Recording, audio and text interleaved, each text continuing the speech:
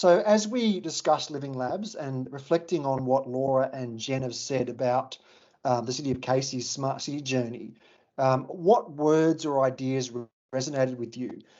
So I believe you can add in some short words or phrases there, which should go into a little word cloud, I believe.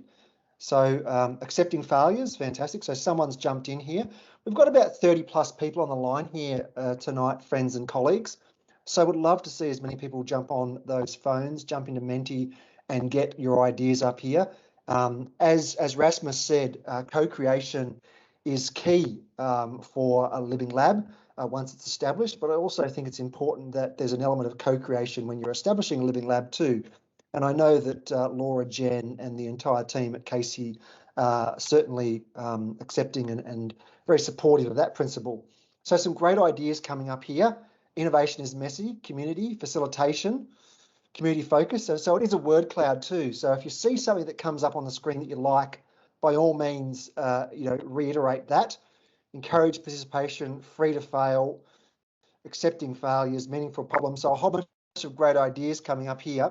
Laura, I've just got my full screen showing here, so I might just go back to you. Perhaps if you just like to reflect upon what's on the screen here and perhaps invite one or two of our colleagues just to say a few words on reflection as well. Yeah, sure. So, yeah, I think it'd be great to hear from Harmon, who's one of our community reference group members, what your sort of thoughts were as well. If you're there. Thanks, Laura. Well, first and foremost, what I heard about this is that it's about solving real world problems. I think that was one of the key takeaways for me. And I think I liked what Paul put up in the chat box there saying, you know what, not every problem needs to have a technology lens to solve on it and all. So I feel like, the very fact that it's a living lab and not a technology lab is the differentiator. We want to be able to have real life people not just bring problems. And I'm a community representative. So from that perspective, I don't want to be just the one bringing problems to the council. I also want to be part of the solution. So, and I think that's where the Living Labs to me sounds like a good channel for us to get involved with being part of the solution. Excellent. Great reflection. Thanks, Harmon. Laura, is there anything else coming in on the chat that we should go to for some more illumination on this slide, or should we move forward? I think we can move on. There was a great question from Paul about how we don't just focus on technology, but I think we might save that one for the panel discussion because it's a very pertinent question. Great. So look, colleagues and friends, we're just going to ask now, it's a bit of a straw poll, just to get you thinking. We've got 6 options up there on the table. Which element of a living lab do you think will be most important for Casey? I believe you have 2 votes. You can pick 2 out of this 6. We understand that this is not an exhaustive list of all the things that you can attribute to a living lab. It is indicative, but it's a bit of fun. We'd like to get your views and ideas, and hopefully it'll spur some discussion as well. Living labs are complex, multifaceted, multilateral entities. So, of course, there are many, many other things that we need to consider as we establish and operate a living lab, but it's good to start the conversation. I've got 14 votes, or 18 people now have voted. So let's try and get it up close to 30. We had almost 30 people participate in the previous slide. So all the votes are coming through here now. Overwhelmingly, encouraging co-design and community participation is a big winner. In second place, testing and trialling of new ideas. And in third place, solving Casey-specific problems. Laura, back to you again for any reflections from either yourself or anyone else that we might like to go to very quickly, just as we go through these slides. No, I think that's good, and it's really great to see that the community co-design and the testing and trialing of new ideas seems to resonate with this broad group, which is great because that's sort of the centre of what we've been trying to deliver with our innovation program. So it's great to get a pulse check from the community. I'll keep moving, Brooke. Let's keep going. Fantastic. Laura's going to keep us all honest here, as she should, because she is chairing this to time. Okay. Okay, so now we can get specific. What are some of the big problems or challenges that we might like to think that our living lab could address for Casey? So a little bit more challenging here. No right or wrong answers. We're not going to hold you to this, but it's nice to test the temperature and get some initial thoughts. And as Rasmus said, it's fantastic to have big and bold plans, but at the end of the day, we've got to bring it back to reality. What are the local things that we encounter as citizens, as visitors, as businesses, as students, that we can make better in our city, and what are the methods that we can use to help solve them? So a couple of ideas coming up here. So the idea of potentially social isolation and improving citizen connectivity, building our democracy for the future, a better movement and mobility around the city and connecting to other cities. How can we act smart in relation to transport and traffic flow? So a lot of transport ideas coming through here. Transport, again, historical and continued development on floodplains. Okay, that is a challenge, of course. Digital equity, digital literacy, indeed, they are always big challenges and very much open for solution generation in a living lab type arrangement. Connectivity of mental health, absolutely. How do we take a holistic approach to mental health? That is something we can is worthy of consideration.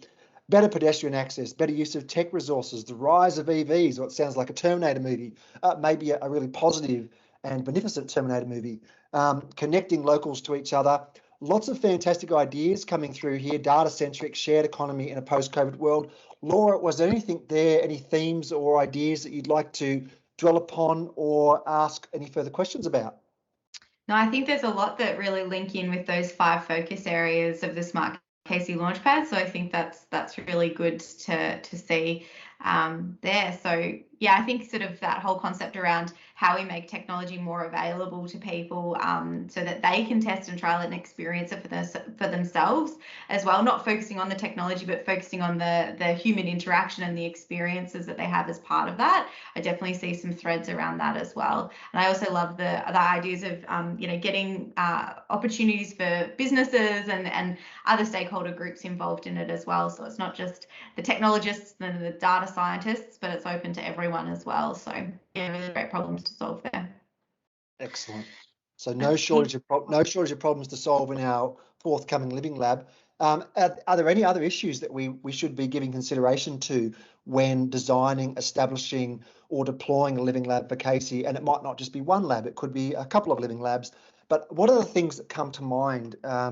Having heard Rasmus talk about it, having thought about some of the problems that we might like to solve, what are some of the issues? They could be issues of communication, they could be issues of participation, they could be issues of access, they could be issues of regulation, they could be issues of partnership and of funding.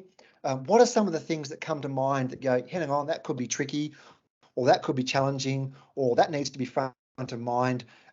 Any ideas that you've got that you'd like to share here, by all means.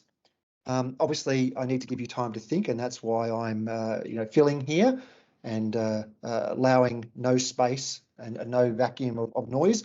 Equality, a really good one, absolutely. So one of the things we always say is that digital inclusion and digital empowerment is a critical part of a smart city, and certainly a critical element of a living lab too.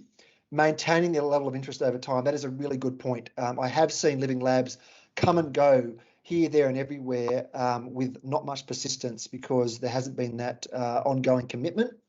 How do we break down barriers to access, invitations to encourage sector that may have reservations about getting involved? Absolutely. There can be very high barriers to entry to living labs, and we need to make sure we break those down.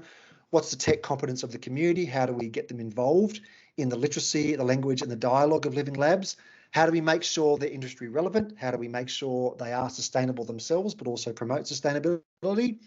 What is the continuous learning approach or processes that we've got in place? How do we address privacy concerns? Absolutely. Data abuse, data ownership are also there amongst the mix. Supporting partnerships for commercialisation pathways, indeed, a fantastic catalyst and rationale for living labs. Resilience and a willingness to adapt and adopt some of the lessons and ideas that come out of living labs. Intellectual property rights. Look, that's a fantastic list of ideas there. Fantastic. I'm just going to keep filling for a few more seconds to allow the final few ideas to come through. And then, Laura, I am going to just jump to the next slide unless you tell me not to. Very Keep good. going. I'm going to jump to the next slide. That's fantastic, colleagues. So what do we reckon, colleagues? Is innovation something that will support our city?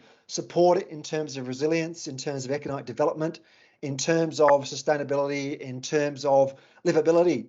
How do we think this is going to go? Bring it on. We've got a lot of bring it ons here. Not sure. It's okay to say you're not sure. We'll bring you around over the long term, but we don't expect everyone to be full bottle on this within 1 hour of a session.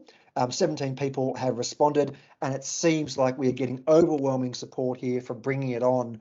Laura, Jen, Marion, and our friends from the City of Casey. So that is something, and indeed, colleagues, I'm sure that the City of Casey will hold you to that, and we'll walk together arm in arm towards the benefits that a living lab can bring to the City of Casey and indeed the broader region. So Laura, I think that is it. We've reached the end of the presentation. So Laura, if you want to take back control, and I will exit this screen sharing. Thank you, everyone.